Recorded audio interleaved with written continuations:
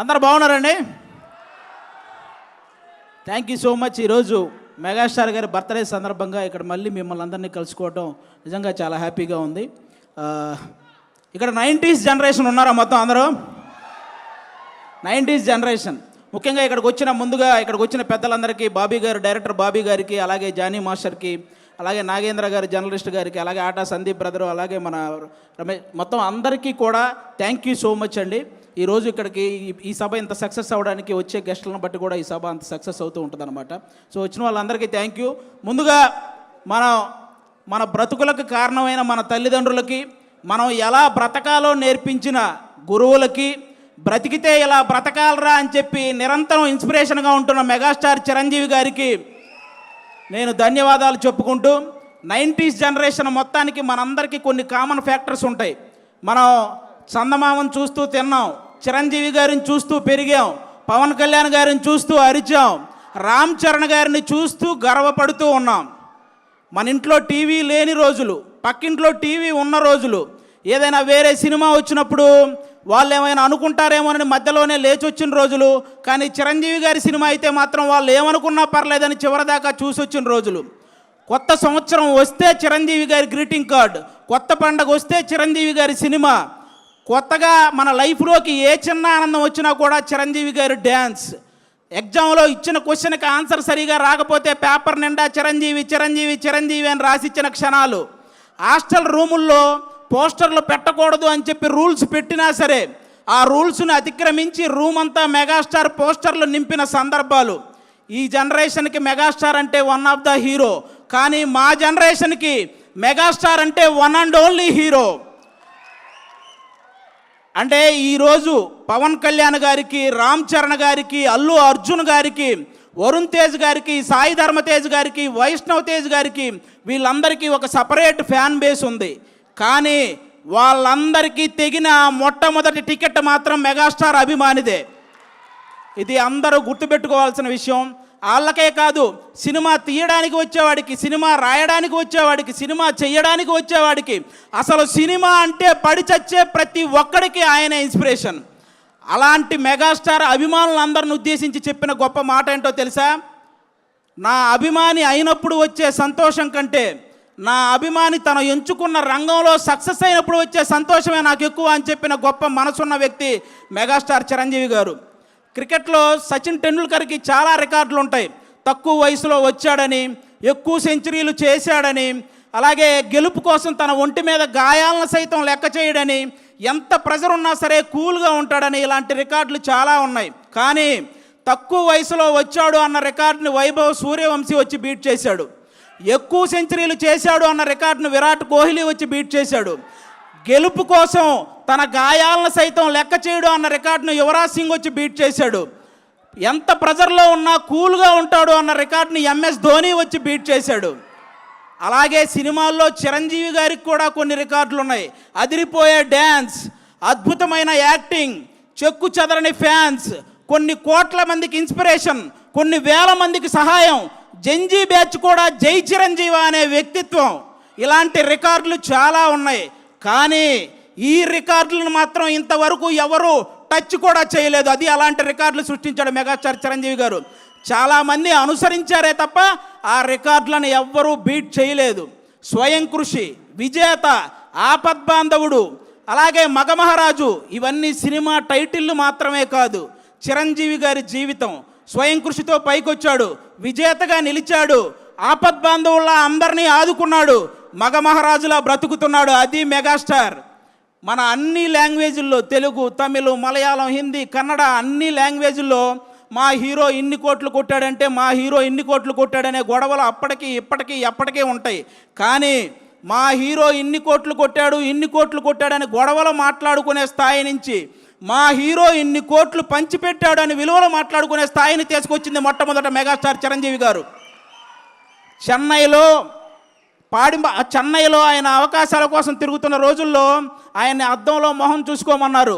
ఈరోజు అద్దంలో మొహం చూసుకుంటున్న ప్రతి ఒక్కడూ నేను చిరంజీవి గారిలా స్టైల్గా ఉన్నానా, చిరంజీవి గారిలా అందంగా ఉన్నానా అనుకునే స్థాయికి ఆయన ఎదిగాడు. That is megastar. మెగాస్టార్ గారి గురించి నేను చెప్పడం కాదు, గొప్ప గొప్ప వ్యక్తులు ఎంతోమంది ఆయన గురించి చెప్పారు. అన్ని లాంగ్వేజుల్లో 40,000కు పైగా సాంగ్స్ పాడిన నంబర్ 1 పొజిషన్లో ఉన్న ఎస్పి బాలసుబ్రహ్మణ్యం గారు ఆయన గురించి చెప్పిన మాట ఏంటో తెలుసా? నేను పాడిన పాటకి అద్భుతమైన గ్రేస్ని యాడ్ చేసే ఏకైక స్టార్ మెగాస్టార్ అని. ఈరోజు పాటల రచయితలందరికీ గురువుగా ఉన్నటువంటి వేటూరి సుందరరామూర్తి గారు చెప్పిన మాట ఏంటో తెలుసా? నేను రాసిన పాటకి న్యాయం చేసే ఏకైక స్టార్ మెగాస్టార్ అని. రజనీకాంత్ గారికి, కమల్ హాసన్ గారికి ఒక గుర్తింపునిచ్చి గుర్తుండిపోయే సినిమాలనిచ్చిన కె బాలచంద్ర గారు చెప్పిన మాట ఏంటో తెలుసా? Rajinikanth plus Kamal Haasan is equal to megastar. ఇది మీరందరూ గుర్తుపెట్టుకోవాలి. అంతేకాదు సినిమా ప్రపంచానికే పెద్ద అయినటువంటి అమితాబ్ బచ్చన్ గారు చెప్పిన మాట ఏంటో తెలుసా? King of Indian cinema is megastar. ఈరోజు ప్రపంచవ్యాప్తంగా అందరూ ఎదురు చూస్తున్నారు వారణాసి గురించి. అది చేస్తున్న సూపర్ స్టార్ మహేష్ బాబు గారిని. మీకు తెలుగులో కృష్ణ గారు కాకుండా నచ్చిన హీరో ఎవరైనా అడిగితే ఆయన చెప్పిన మాట ఏంటో తెలుసా? మెగాస్టార్. ఆల్రెడీ ప్రపంచవ్యాప్తంగా విస్తరించిన బాహుబలితో మన రెబల్ స్టార్ ప్రభాస్ గారు మీకు కృష్ణరాజు గారు కాకుండా తెలుగులో మీకు నచ్చిన హీరో ఎవరైనా అడిగితే ఆయన చెప్పిన మాట మెగాస్టార్. అంతెందుకు, పవన్ కళ్యాణ్ గారు కొండగట్టు ఆంజనేయ స్వామి పాదాలు తాకి వెళ్ళి గెలిచి డిప్యూటీ సీఎం అయి తిరిగి వచ్చి ఇంకొకరి పాదాలు తాకారు, ఆయనే మెగాస్టార్. ఇలా తోపులందరూ కలిసి డిసైడ్ చేసిన తోపే మెగాస్టార్. కాబట్టి ఆయన స్థాయిని ఎవ్వరూ తగ్గించలేరు, ఎవరి వల్ల కాదు. ఇక హెల్పింగ్ నేచర్ విషయానికి వస్తే, కరోనా టైంలో కరోనా క్రైసిస్ చారిటీ అనే ఒక కార్యక్రమాన్ని ముందుకు తీసుకొచ్చి సినిమా కార్మికులందరికీ నిత్యావసర వస్తువులు అందేలా చేయడంలో కానీ, అపోలో నుంచి కరోనా మెడిసిన్ అందేలా చేయడంలో కానీ, ఫ్రీ వ్యాక్సిన్ అందేలా చేయడంలో కానీ, ఈ హెల్పింగ్ నేచర్ ఇప్పటిది కాదు. మనం ఏదైనా ఒక స్థాయికి వచ్చినప్పుడు మన తోటి స్నేహితులను మర్చిపోకూడదని ఆ రోజు తన తోటి స్నేహితులైనటువంటి తోటి ఆర్టిస్టులైనటువంటి సుధాకర్ గారిని, హరిప్రసాద్ గారికి, నారాయణరావు గారికి వాళ్ళ ముగ్గురిని ప్రొడ్యూసర్లు చేసి ఎముడుకు మొగుడు అనే ఒక సినిమా చేసి పెట్టాడు వాళ్ళ కోసం, స్నేహితుల కోసం. అప్పటి నుంచే ఉంది హెల్పింగ్ నేచర్, ఇప్పుడు కాదు.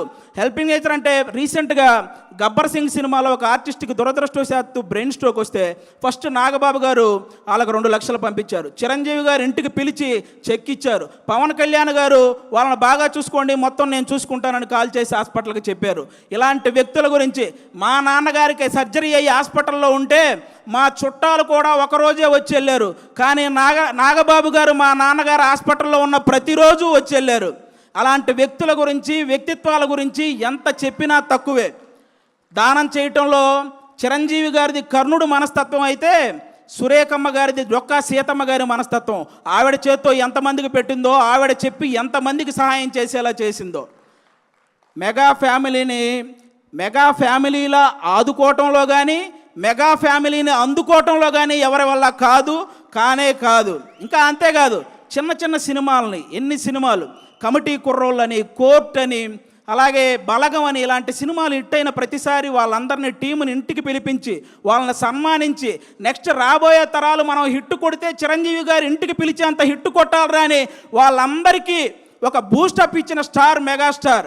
మొన్నొచ్చిన చెన్నై లవ్ స్టోరీ సినిమా వరకు ఎన్ని సినిమాల కోసం ఆయన నిలబడ్డాడు, ఎన్ని సినిమాలను ఆయన నిలబెట్టాడు. అంతేకాదు, అర్జున్ సురవరం అనే ఒక మూవీ రిలీజ్కి ఇబ్బంది పడుతుంటే, రిలీజ్ పోస్ట్పోన్ అవుతూ వస్తుంటే, ఆ సినిమాకి మళ్ళీ ఎవరైనా వస్తారా అన్న సంక్షోభంలో ఉంటే ఆ రోజు ఆ సినిమాకి, ఆ హీరోకి వెళ్ళి నిలబడిన వ్యక్తి మెగాస్టార్ చిరంజీవి గారు. అది ఎంత బూస్ట్ ఇచ్చారో మీ అందరికీ తెలుసు. ఆ విధంగా ఈరోజు మనం సడన్గా రోడ్డు మీద వెళ్తున్నప్పుడు ఒక వర్షం వస్తే ఏదైనా చెట్టు కిందకి వెళ్తాం, బాగా ఎండ తగిలిన ఒక చెట్టు కిందకి వెళ్తాం. అలాగే ఈ ఇండస్ట్రీలో సడన్గా ఎవరికి ఏ కష్టం వచ్చినా జూబ్లీ హిల్స్లో ఉన్న ఒక చెట్టు కిందకి వెళ్తారో ఆ చెట్టు పేరే చిరంజీవి. కాబట్టి చిరంజీవి గారు హెల్ప్ చేయని పర్సన్ లేడు. చిరంజీవి గారి మనస్తత్వం అంత గొప్ప మనస్తత్వం అనమాట. అలాంటి చిరంజీవి గారి గురించి నేను చెప్తున్నాను, తెలుగు సాంప్రదాయాలని గౌరవించే ప్రతి ఒక్కరికి శ్రీరాముడు ఎలాగైతే ఆదర్శమో, తెలుగు సినిమాల్ని గౌరవించే ప్రతి ఒక్కరికి చిరంజీవి గారు కూడా అంతే ఆదర్శం. దేశాన్ని పరిపాలించే దేవుళ్ళు లాంటి మోడీ గారే చిరంజీవి గారి చెయ్యి ఒకటి, మన పవన్ కళ్యాణ్ గారి చెయ్యి ఒకటి పైకెత్తి సినిమాల్లో ఈయన నంబర్ 1, రాజకీయాల్లో ఈయన నంబర్ 1, నిజాయితీలో ఇద్దరు నంబర్ 1 అని చెప్పకనే చెప్పారు ఇండైరెక్ట్గా. ఇక ఇలాంటి వాళ్ళు ఎవరు ఏం మాట్లాడుకున్నా పెద్ద మనకు పోయేదేం లేదు. నాకు బాధ కలిగించే విషయం ఏంటంటే, రీసెంట్గా ఒక 1 మంత్ నుంచి చిరంజీవి గారిని తొక్కేశాడు అనే ఒక రాంగ్ కంటెంట్ని ఇన్స్టాగ్రామ్ నుంచి అదంతా పోస్ట్ చేస్తున్నారు. ఇప్పుడు నేను చెప్తున్నా, అవును చిరంజీవి గారు తొక్కేశారు.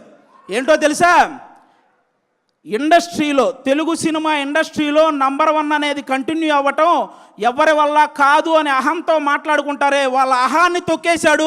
30 సంవత్సరాలు కంటిన్యూగా నంబర్ 1గా ఉన్నాడు. పెద్ద పెద్ద సినిమాలు, పెద్ద పెద్ద కలెక్షన్లు బాలీవుడ్లోనే ఉంటాయి, అది టాలీవుడ్లో సాధ్యం కాదని ఊహల్లో బ్రతికారు చూసావా, ఆ ఊహల్ని తొక్కేశాడు. తెలుగు సినిమాకి అలాంటి కలెక్షన్లు రప్పించి చూపించాడు. అలాగే డ్యాన్స్ అంటే నడవటం, హీరోయిన్ చుట్టూ తిరగటం అని అన్ని లాంగ్వేజ్ వాళ్ళు ఒక భ్రమల్లో బతుకుతుంటే ఆ భ్రమల్ని తొక్కేశాడు. డ్యాన్స్ అంటే ఏంటో చూపించాడు, ఇండియన్ సినిమాని ఏలాడు.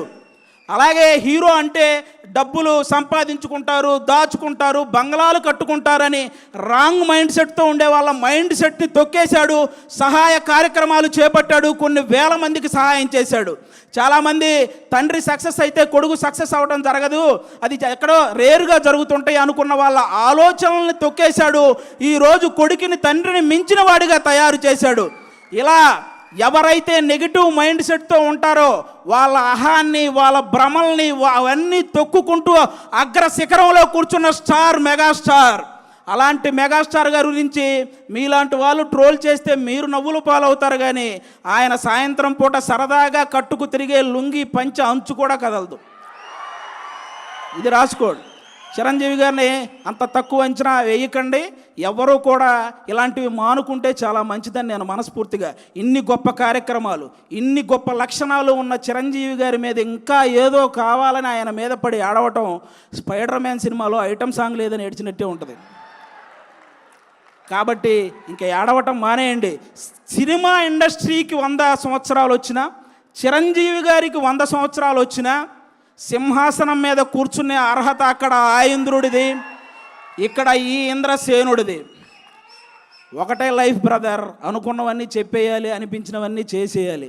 మెగాస్టారు, పవర్ స్టార్ ఫ్యాన్లుగా పుడతామా ఏంటి మళ్ళీ? థ్యాంక్ యూ సో మచ్, అందరికీ థ్యాంక్ యూ.